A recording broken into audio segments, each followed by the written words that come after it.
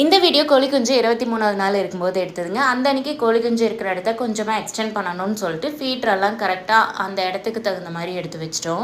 Extend பண்ணுறதுக்கு முன்னாடி பண்ணையில் சென்டராக இருந்த கோழி குஞ்சு அந்த கோட்டுக்கு வந்து அனுப்பிச்சி விட்டுட்டு நாங்கள் தட்டியெல்லாம் எடுத்து கரெக்டாக வச்சிட்டோங்க. அடுத்த டைம் எக்ஸ்டெண்ட் பண்ணுறப்போ பண்ணை ஃபுல்லாக வந்து கோழி குஞ்சு வந்துடுற மாதிரி இருக்கும். கோழி குஞ்சு வளர வளர அது இருக்கிற இடத்த வந்து கொஞ்சம் கொஞ்சமாக எக்ஸ்டெண்ட் பண்ணிட்டே வரணும். ஒரே டைமில் பண்ணை ஃபுல்லாக கோழி குஞ்சு இருக்கிற மாதிரி எக்ஸ்டெண்ட் பண்ணிட்டோம்னா அது கோழி குஞ்சு சைஸ் சின்னதாக இருக்கிறதுனால ஸ்பேஸ் நிறையா இருக்கும். அது அங்கேயும் இங்கேயும் ஓடிட்டு தீன் வந்து சரியா சாப்பிடாது. அதனால தான் வந்து நம்ம கொஞ்சம் கொஞ்சமா எக்ஸ்டெண்ட் பண்றோம். செட்டை அகலப்படுத்தி விட்டுட்டு அந்த இடத்துல இந்த மஞ்சி எல்லாம் உரவாளி வச்சு நல்லா களைச்சி விட்டுட்டோங்க.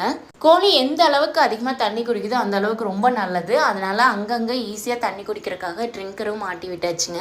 பண்ணையிலேயே ரொம்ப கொடுமையான விஷயம் இந்த கோழி குஞ்சு வந்து காலை கொத்துறது தாங்க. இந்த தீன் போட்டு முடிக்கிறதுக்குள்ள கால் தோலையவே பிச்சு எடுத்துரும் போலாம், அந்த அளவுக்கு ஃபோர்ஸாக கொத்திட்டு இருக்கோம். ஃபைனலாக எல்லா வேலையும் முடிச்சுட்டு தீனும் போட்டு முடிச்சாச்சுங்க. நாளைக்கு ஒரு இன்ட்ரெஸ்டிங்கான வீடியோ